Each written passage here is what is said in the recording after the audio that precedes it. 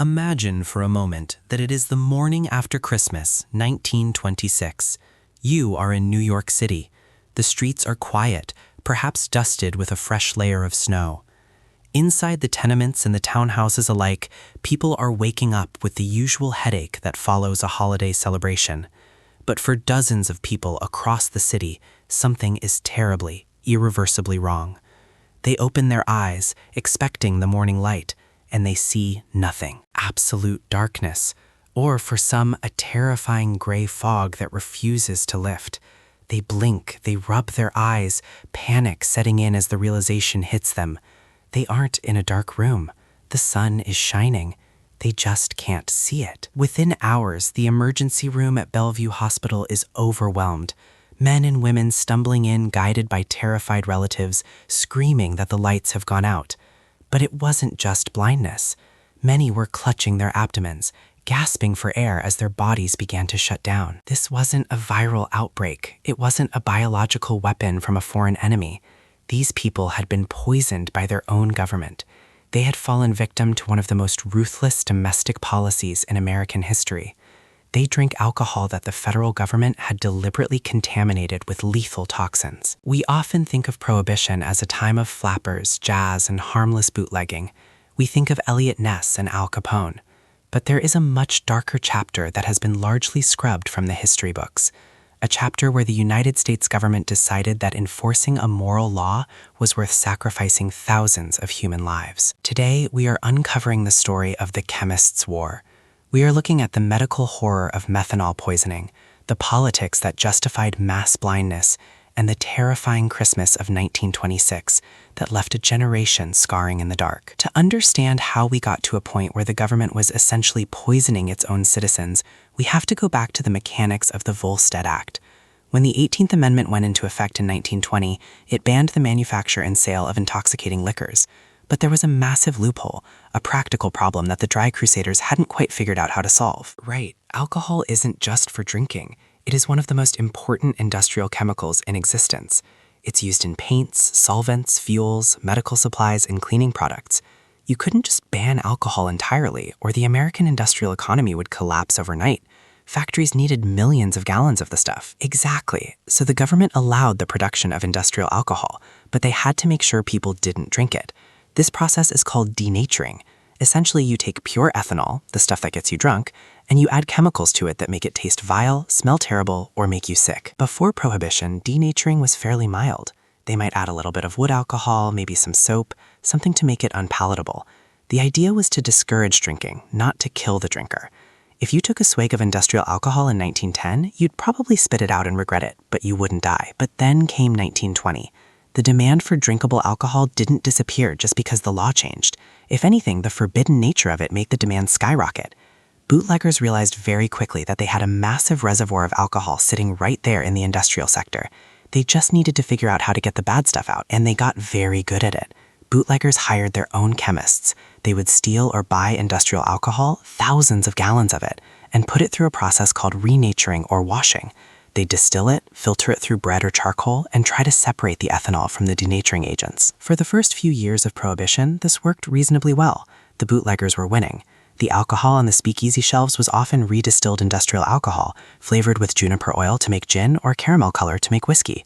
It wasn't great, but it was drinkable. The Treasury Department, which was in charge of enforcing Prohibition, was furious. They saw this as a mockery of the law. They were seizing millions of gallons, but millions more were slipping through. The Dry Crusaders, led by the Anti-Saloon League and a man named Wayne Wheeler, decided that the current deterrents weren't enough. If a bad taste wouldn't stop people, maybe the threat of death would. This is the turning point. Around 1926, the government ordered a change in the denaturing formulas. They explicitly mandated the inclusion of highly toxic substances that were chemically difficult to separate from ethanol. They wanted to make it impossible for the bootleggers' chemists to wash the alcohol clean. We aren't talking about soap anymore. They ordered the addition of kerosene, gasoline, benzene, cadmium, iodine, zinc, mercury salts, nicotine, ether, formaldehyde, chloroform, camphor, carbolic acid, quinine, and acetone. It reads like a list of things you'd find in a hazardous waste dump, not a beverage. But the most dangerous addition, the one that caused the specific tragedy we are discussing, was methanol, wood alcohol. The government required that industrial alcohol contain up to 10% methanol, and methanol is a very, very specific kind of poison. Let's pause on the science of methanol for a second, because this is crucial to understanding the horror of what happened. Ethanol, drinking alcohol, is metabolized by the liver into acetaldehyde and then into acetate, which your body can handle. Methanol looks and tastes almost exactly like ethanol, but when your liver processes methanol, it turns it into formaldehyde. Formaldehyde, embalming fluid, precisely. And then that formaldehyde rapidly oxidizes into formic acid. This is where the damage happens. Formic acid attacks the central nervous system, but it has a specific predatory affinity for the optic nerve. It destroys the cells in the eye. It literally eats away the nerve that connects your eyes to your brain. So a person drinks a cocktail. They feel drunk, just like normal. But hours later, as the metabolism kicks in, the formic acid starts to build up. The first sign is often a visual disturbance. Victims described it as a snowstorm, a white, blinding blur. Then the pupils dilate and become fixed. They stop responding to light. And then permanent darkness. If the dose is high enough, it doesn't stop at the eyes. The acid changes the pH of the blood, leading to metabolic acidosis. The victim falls into a coma and dies of respiratory failure. It is a painful, terrifying way to die. By Christmas of 1926, the bootleggers were struggling to keep up with the new, deadlier government formulas. They tried to distill out the methanol, but methanol's boiling point is very close to ethanol's. It is incredibly difficult to separate them with sophisticated industrial equipment, which the bootleggers didn't have. So the liquor hit the streets. It was sold in speakeasies in Harlem, in jazz clubs in Chicago, and by back alley dealers in St. Louis. People bought it for their holiday parties. They trusted their bootleggers, or at least they didn't think the risk was lethal. The resulting epidemic was catastrophic. In New York City alone during that holiday season, the death toll began to mount rapidly. But the blindness was the hallmark. Charles Norris, the chief medical examiner of New York, was watching the bodies pile up in the morgue. He was a wealthy, aristocratic man who had dedicated his life to forensic science, and he was absolutely apoplectic. Norris and his chief toxicologist, Alexander Gettler, were the first to definitively prove what was happening. They analyzed the tissues of the dead. They found the methanol. They traced it back to the denatured alcohol formulas. Norris realized that the government knew this would happen. He issued a public statement that was practically an indictment of the federal government. Norris didn't mince words. He said, "The government knows it is not stopping drinking by putting poison in alcohol. It is punishing the drinker by death." He called it our national experiment in extermination. The stories from the hospitals were heartbreaking. There was a young man, barely 20, who came into Bellevue screaming that he had to finish a letter to his fiancée, but the lights had gone out. The nurses had to tell him it was noon. He was dead within 4 hours. There were entire parties where every guest ended up hospitalized. In some cases, the onset was delayed. A person might survive the hangover, go to work a day later, and then suddenly collapse, their vision tunneling into nothingness. The panic in the drinking public was palpable. People were terrified.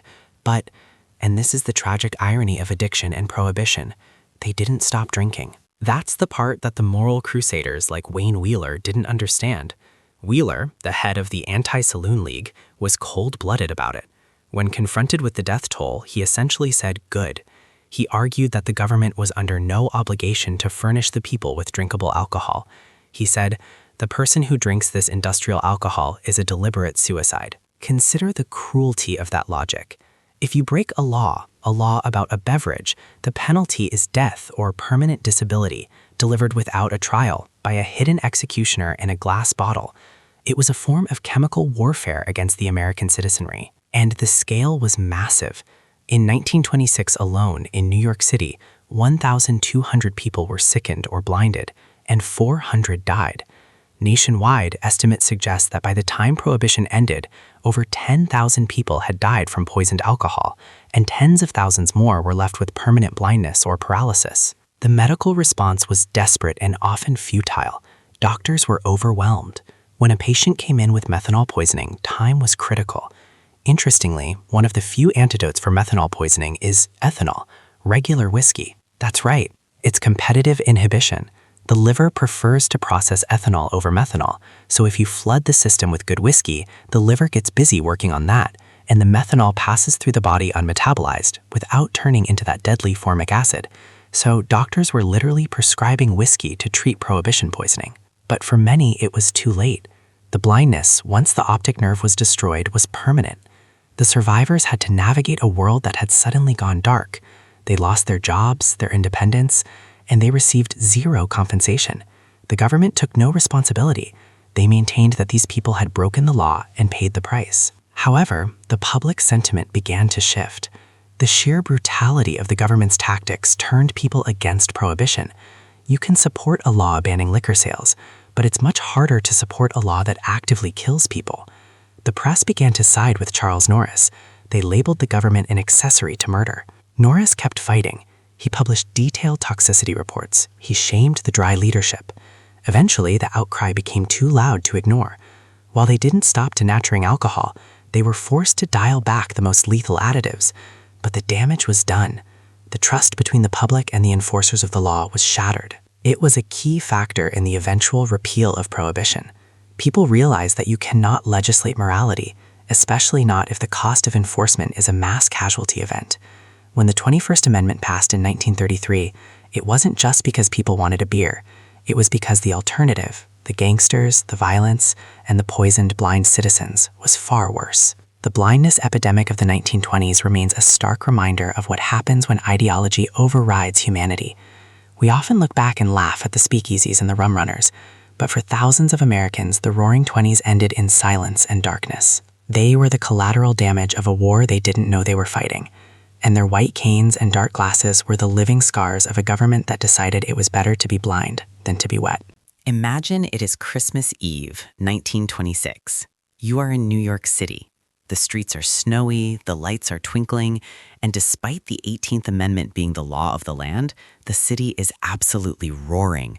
The speakeasies are packed, the jazz is loud, and the liquor is flowing. But this particular Christmas is about to go down in history for a very different, very dark reason. Within 48 hours of Santa coming down the chimney, the emergency room at Bellevue Hospital isn't filled with people suffering from holiday overeating or slip-and-fall accidents on the ice. It is filled with people who are hallucinating, gasping for air, and terrifyingly going completely blind. Just from a holiday drink that happens that fast? It was lightning fast, and it wasn't just a few people. Dozens of people were dying. Hallways were lined with gurneys, doctors were frantic, and the most chilling part was the common symptom among the survivors. They described a sudden darkening of the world. It started like a snowstorm in their vision, a white blur, and then total blackness. This event, the Christmas of 1926, was the breaking point. It was the moment the public realized that the war on alcohol had shifted from a legal battle to a chemical one. Because, and I need you to really hear this, the alcohol that blinded them wasn't spoiled. It wasn't made in a dirty bathtub by accident. It was poisoned on purpose under the direction of the United States government. That is the part that I struggle to wrap my head around. We are taught about Prohibition as this time of gangsters, flappers, Al Capone, and Elliot Ness. We hear about the police smashing barrels, but we never hear about the government actually poisoning the supply. It sounds like a conspiracy theory. It does sound like a conspiracy theory, but it is a matter of public record. To understand how we got to the Christmas massacre of 26, we have to go back to the beginning of Prohibition. When the Volstead Act passed in 1919, banning the manufacture and sale of intoxicating liquors, the government had a massive logistical problem. Alcohol isn't just for drinking. It is a fundamental industrial chemical. It is used in paints, solvents, fuels, medical supplies, and felt manufacturing. You cannot run a modern industrial economy with ethyl alcohol. Right, so they couldn't just ban alcohol entirely. Factories needed it. Exactly. So the government allowed the production of industrial alcohol, but they were terrified that bootleggers would simply steal this industrial alcohol, flavor it, and sell it as gin or whiskey. So years before Prohibition even started, there was a process called denaturing. Basically, you add toxic or foul-tasting chemicals to the industrial alcohol to make it undrinkable. Before 1920, the formulas were pretty mild, maybe some soap or something that tasted bitter but wouldn't kill you. It was just enough to make you spit it out. A deterrent, like putting that bitter polish on your fingernails to stop you from biting them. Precisely. But here's the problem. Prohibition created a market demand that was so astronomical, so lucrative, that bootleggers hired chemists. These organized crime syndicates were making millions of dollars, so they could afford to hire real scientists to renature the alcohol. They would steal the industrial stuff or buy it from corrupt warehouse managers, and then their chemists would distill out the soap or the bitter additives. They'd clean it up, out some juniper oil, and boom, you have bathtub gin. So it was an arms race. The government makes it taste bad, the gangsters clean it up. It was a chemical arms race, and by the mid-1920s, the government was losing. People were drinking more than ever. The Anti-Saloon League and the strict prohibitionists in the Treasury Department were furious. They felt that the law was being mocked. So, in a decision that remains one of the most controversial in American history, they decided to escalate. They ordered that the denaturing formulas be changed. They made them harder to distill out, and they made them significantly more lethal. What exactly did they add? When you say lethal, are we talking about making people sick or actually killing them? We are talking about death. They ordered the addition of kerosene, brucine, which is similar to strychnine, gasoline, benzene, cadmium, iodine, zinc, mercury salts, nicotine, ether, formaldehyde, and chloroform. It reads like a list of things you would find in a hazardous waste dump, not a beverage. But the big one, the one that caused the epidemic we are talking about today, was methyl alcohol, wood alcohol, methanol. Methanol. Okay, let's pause there. What is the difference between the alcohol we drink, ethanol, and methanol? Because they sound the same, and I assume they look the same. They look exactly the same. They smell very similar. They taste somewhat similar, though methanol has a slightly sharper bite. But chemically, they are worlds apart in how the human body handles them. Ethanol, the stuff in beer and wine, is 2 carbon atoms. Methanol is just 1.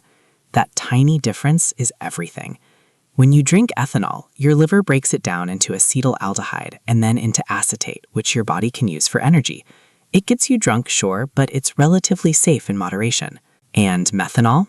Methanol is a silent assassin. When you drink it, you might actually feel drunk initially. It mimics the intoxication of ethanol. But your liver takes that methanol and tries to break it down using the same enzyme, alcohol dehydrogenase. The problem is what it turns into. The liver converts methanol into formaldehyde. Formaldehyde? The stuff they use to preserve dead bodies? The very same. And it doesn't stop there. The formaldehyde is then rapidly converted into formic acid. This is the same chemical found in the venom of red ants. So essentially, you are filling your bloodstream with ant venom. This causes a condition called metabolic acidosis. Your blood becomes dangerously acidic. But the formic acid has a specific, terrifying target, the optic nerve. And the blindness comes in? Yes. The optic nerve is incredibly sensitive to formic acid. It destroys the myelin sheath, the insulation around the nerve fibers. It literally eats away the nerve that connects your eyes to your brain. This damage is irreversible. And the scary part is the delay. You can drink methanol at a party on Saturday night, feel fine, maybe just a bad hangover on Sunday morning. And then by Sunday afternoon, your vision starts to blur. It's often described as being in a snowstorm. The visual field fills with white spots. Then the pupils dilate and stop responding to light. And then permanent darkness.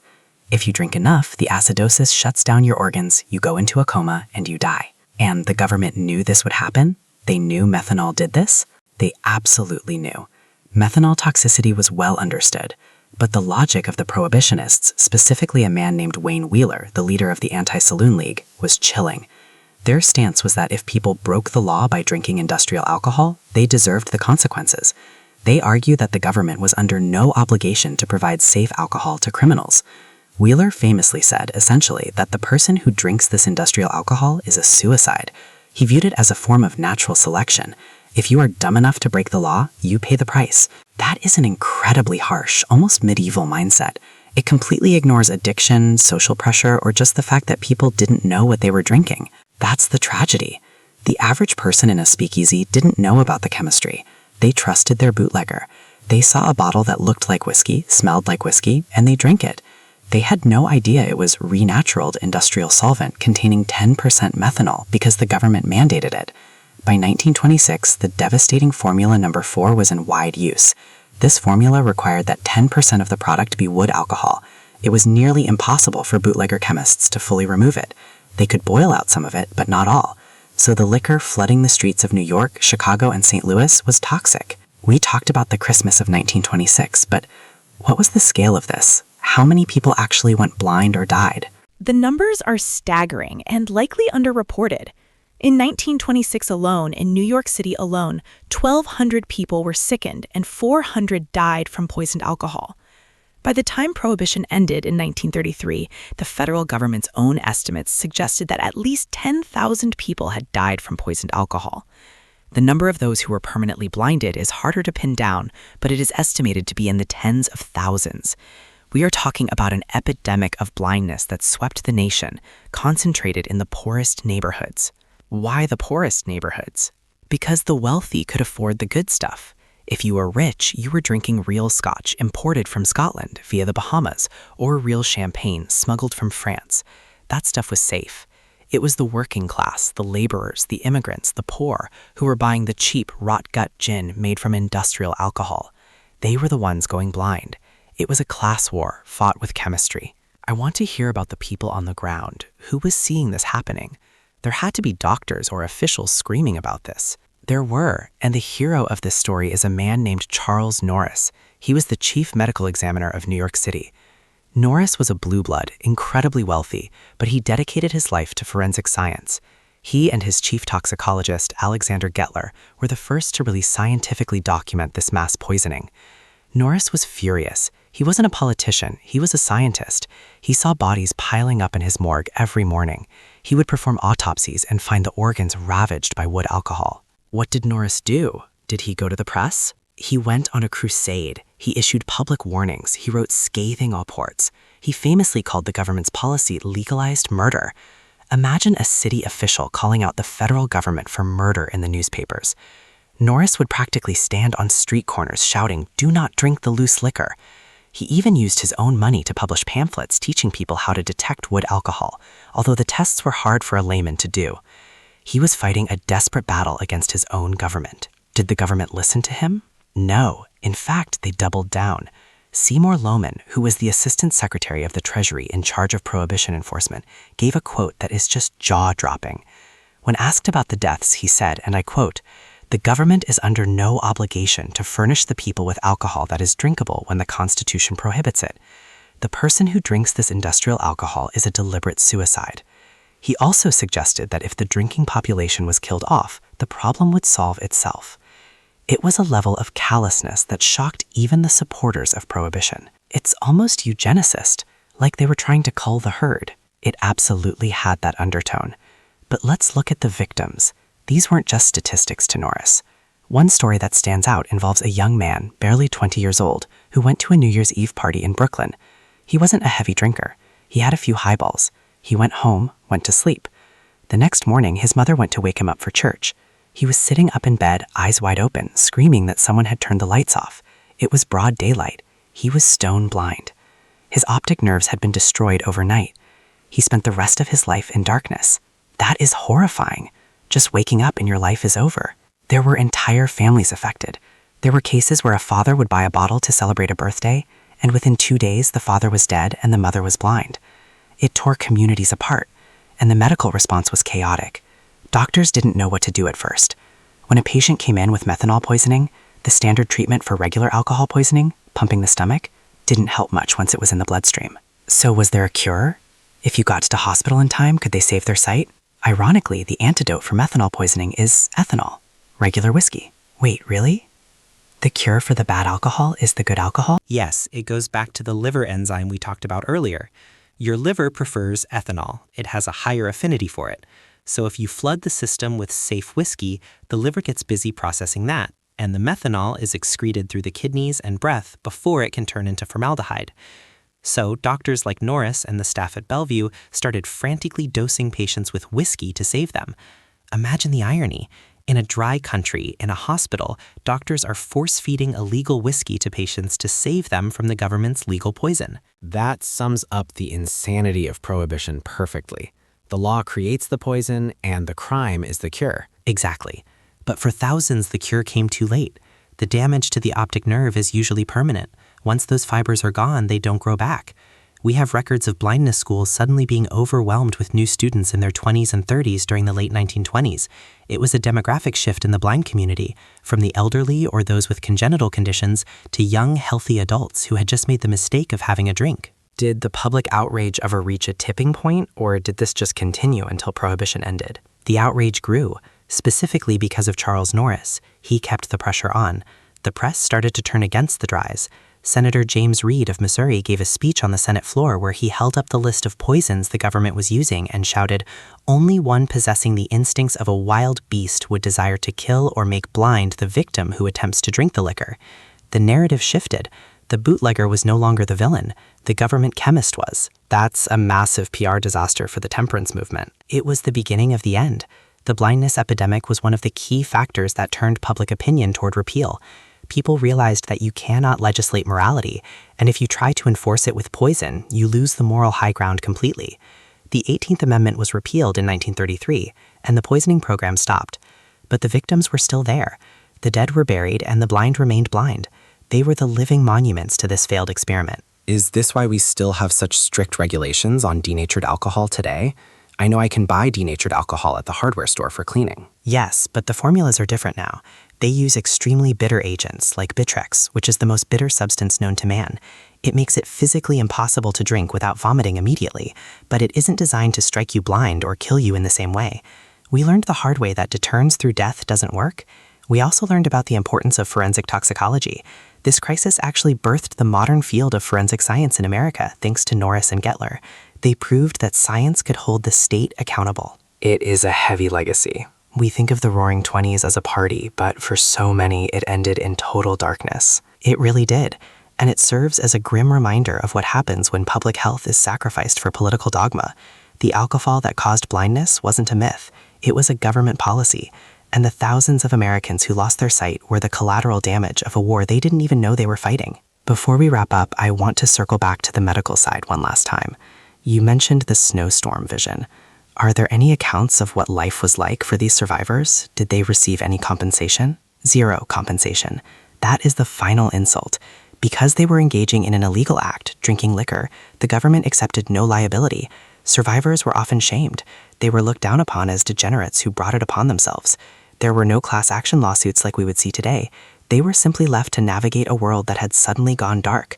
Many lost their jobs, their livelihoods, and ended up destitute. That adds a whole other layer of tragedy, the stigma. Absolutely, and that stigma persisted for decades. It's why this story isn't in high school history books. It's an ugly chapter.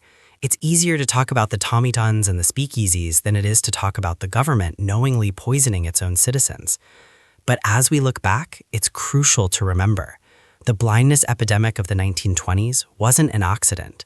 It was a choice that cost thousands of eyes and thousands of lives. As we close out, I want you to picture that Christmas of 1926 again. The lights of the city are bright, but for the people lying in those hospital beds, the lights were fading out, one by one, never to return. That is the true cost of Prohibition. A sobering thought. Thanks for walking us through this, even if it was terrifying. History often is. Until next time. Wait, before we fully cut, I have one more question that's been bugging me. You mentioned wood alcohol versus grain alcohol. Where does the term blind drunk come from? Is it from this? That's a common misconception. The phrase blind drunk actually dates back to the 16th or 17th century, long before Prohibition. It originally referred to being so drunk your vision blurred or you couldn't see straight. However, during the 1920s, the phrase took on a gruesome, literal new meaning. It stopped being a figure of speech and became a medical diagnosis. If someone said he got blind drunk last night in 1927, there was a hushed silence, because you didn't know if they meant he had a good time or if he was currently in the hospital. That linguistic shift is chilling. It shows how deeply this crisis penetrated the culture. It was everywhere. There were blues songs written about it. Jaywalk blues is a famous one, though that referred to a slightly different paralysis caused by Jamaican ginger extract, which is a related Prohibition horror story. But the fear of bad hooch was a constant, low-level anxiety for everyone who took a sip. You were literally gambling your eyes against the house. And the house was the government. The house was the government. And the dealer was Wayne Wheeler. Wheeler died in 1927, right in the middle of the crisis he helped engineer. He never expressed regret. To the very end, he believed that the ends justified the means. But history has judged him harshly.